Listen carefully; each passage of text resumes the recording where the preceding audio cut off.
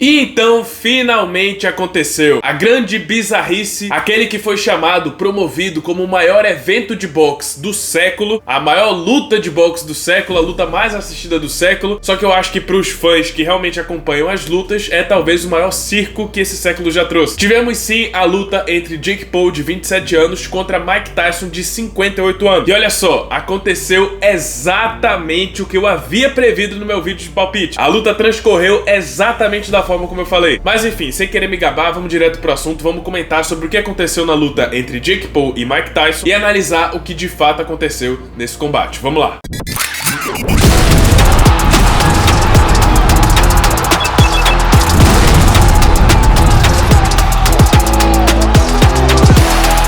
Bom, pessoal, vamos direto pra manchete. Jake Paul venceu Mike Tyson por decisão unânime dos juízes. Um jurado marcou 6 rounds a 2 em favor do Jake Paul, enquanto os outros dois marcaram 7 a 1 em favor do youtuber americano. Vendo o resultado amanhã de manhã, muita gente que não viu a luta deve ficar surpresa. Caramba, Mike Tyson com 58 anos de idade conseguiu sobreviver, conseguiu chegar até o final com um cara que é 31 anos mais novo. Caramba, que vitória! Mas acho que é exatamente essa a intenção dessa luta. Era exatamente isso o que eles queriam fazer. Porque assim, diferente das outras lutas que aconteceram no card, que sim, tinham um caráter mais esportivo, principalmente as duas últimas antes da luta principal, essa luta do Jake Paul contra o Mike Tyson não tinha caráter esportivo. Não era focado no boxe, não era, por exemplo, dois contenders que possivelmente vão disputar um cinturão no futuro. Era um show. O intuito desse evento todo era fazer esse show do Mike Tyson contra o Jake Paul. Não é, por exemplo, como amanhã, a luta entre Charles do Bronx contra Michael Chandler, que define o próximo desafiante ao cinturão dos leves. É uma luta que o futuro desses dois fica totalmente aberto, então não tem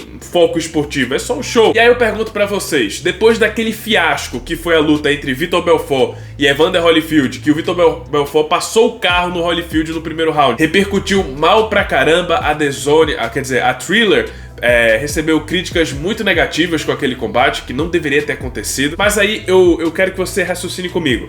Esse foi o primeiro evento esportivo transmitido ao vivo pela Netflix. Foi a primeira luta de boxe transmitida pela Netflix em um estádio de futebol lá dos Estados Unidos com 80 mil pessoas.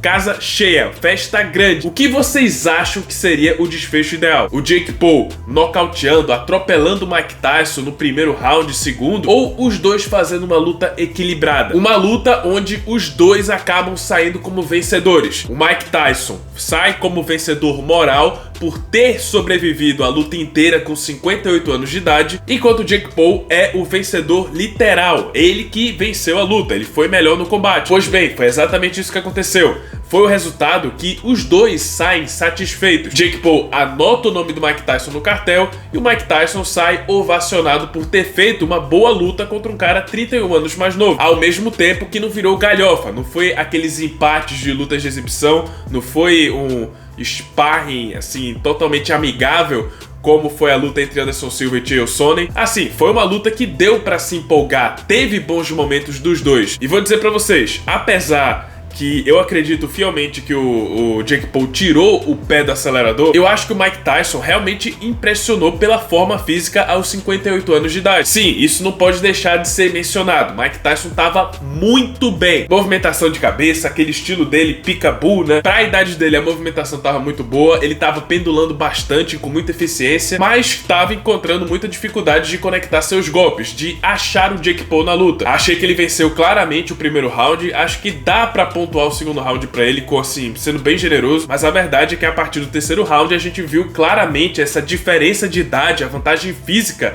aparecendo nitidamente. Eu senti que o Jake Paul ainda tava deixando o cara se soltar nos primeiros rounds, ao mesmo tempo que ele tava sendo precavido, porque apesar de ter 58 anos de idade, a mão do Mike Tyson ainda é a mão do Mike Tyson. Um pombo sem asa derruba o Jake Paul, isso aí é inegável. Então acho que o Jake Paul pegou os primeiros rounds ali pra estudar, pra sentir o jogo do Tyson, pra sentir o que que ele tinha pra oferecer. E aí, a partir do terceiro round, foi que a diferença de idade começou a transparecer. A partir daí, Mike Tyson não achou mais o Jake Paul. Round após round era a mesma coisa. Sequências, combinações. O Mike Tyson demorava muito pra assimilar os golpes. Você vê que ele mexia a cabeça, ele mostrava uma reação ao golpe do Jake Paul quando o Jake já tava voltando com a mão, quando o golpe já tinha feito seu estrago. Não é uma crítica negativa pro Mike Tyson, até porque não tem muito o que fazer. Como eu falei, um cara de 58 anos, quase 60. Lógico que o Mike Tyson fez amor com o suco pra poder fazer essa luta. Isso aí acho que é quase inegável. Mas ainda assim, 58 anos são 58 anos. E foi a partir desse terceiro round que a diferença de velocidade, timing, a diferença de idade começou a transparecer, que deu pra perceber que o Jake Paul tava segurando a onda. Teve vários momentos da luta que o Jake Paul poderia ter dado continuidade aos golpes, poderia ter encaixado socos mais potentes que poderiam ter derrubado o Tyson, mas acho que ele se conteve justamente pra dar esse show. No último round, inclusive, que foi o round que o Tyson já tava exausto, tava morto de cansaço, e foi um round que o Jake acertou mais combinações, ao invés de partir pra cima na reta final, você viu que ele fez aquele show, né?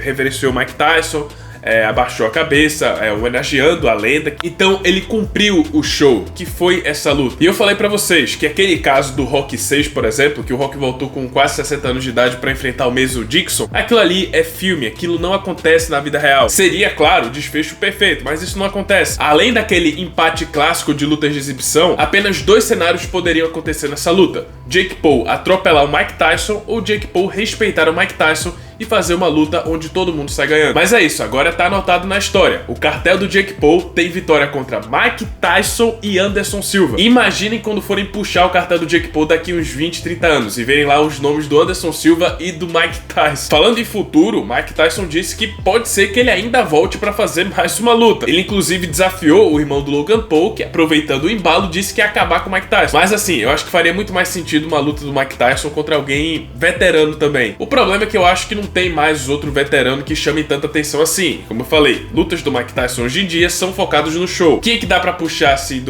da idade do Mike Tyson, ou algo compatível? Sei lá, um Vitor Belfort, talvez um Anderson Silva, se bem que o Vitor Belfort até desistiu de lutar com o Popó, dificilmente vai aceitar o Mike Tyson. Outra luta que aconteceu nesse evento que deve interessar para o público brasileiro foi a luta do Whindersson Nunes contra o Niraj Goyat, boxeador profissional indiano, inclusive o primeiro boxeador indiano ranqueado pela WBC. Um cara com um cartel de 18 vitórias e 4 derrotas que foi enfrentar o Whindersson Nunes, que só fez lutas de exibição e nem sequer venceu todas. Na verdade, o cartel do Whindersson é meio que negativo, porque foram 2 vitórias, 2 derrotas e um empate, que foi aquela luta com o Popó. E aí o que acontece? Na sua primeira luta realmente profissional, o Whindersson pega um cara que tem mais de 20 lutas no cartel. Existe a história de que originalmente o adversário do Goyat seria o José Aldo, antes dele renovar o seu contrato com o UFC. O que eu acho que poderia ter sido uma luta muito mais equilibrada. Mas o que a gente viu nesse sábado foi uma humilhação, assim, o cara parecia que o Goyat queria humilhar o Whindersson em rede nacional, parecia até que era vingança. E humilhou mesmo, teve até um momento que ele deu uma sarrada no Whindersson, colocou ele contra as cordas e deu uma sarrada, assim, completamente desnecessário, e achei até que era cabível a dedução de um ponto. Se bem que já teve coisa bem pior que aconteceu em lutas de boxe. Quanto à luta em si, o indiano simplesmente sobrou, não tomou conhecimento do Whindersson, não tomou nem um golpe, um highlight do Whindersson. O Whindersson ainda conseguiu sobreviver, foram 6 rounds, eu achei que o Goyat venceu todos os rounds, e foi isso. Eu acho que essa luta não fez muita diferença no cartel dos dois. Não fez muita diferença no cartel do Goyat, porque enfrentou um cara que é muito inexperiente, assim, no boxe profissional, e não fez muita diferença pro Whindersson, até porque o foco dele não é se tornar um lutador ranqueado que vai brigar por uma vaga nos rankings no futuro. É um cara que tá fazendo isso mais por lazer e, claro, pra ganhar dinheiro. Eu acho que o Whindersson, inclusive, fica bem melhor nos circuitos, assim, de exibição, de lutas de youtuber, do que enfrentar profissionais de fato, como ficou nítido nessa luta contra o indiano. Mas é isso, pessoal. Antes de terminar o vídeo, eu queria lembrar pra vocês que amanhã tem o UFC 309, John Jones contra Stipe Miocic e Charles do Bronx contra Michael Chandler. Tá rolando promoção especial na Stake, que se a luta do John Jones e a luta do Charles acabarem no primeiro round, por nocaute, você ganha o dobro da sua aposta. Se uma dessas lutas acabar por nocaute no primeiro round, você ganha o dobro da sua aposta. Se as duas acabarem no primeiro round, você ganha até 4 vezes mais o valor da sua aposta. Então é isso, pessoal. Cria sua conta na Stake, primeiro comentário fixado e o QR Code que tá aparecendo aqui na tela, mas não se esqueçam de colocar o código Figueira MMA. E é isso, pessoal, esse foi o vídeo, espero que tenham gostado. Se você gostou, deixa seu like, se inscreve no canal, já ativando o sininho das notificações para não perder o próximo conteúdo. E é isso, muito obrigado por terem assistido e até a próxima.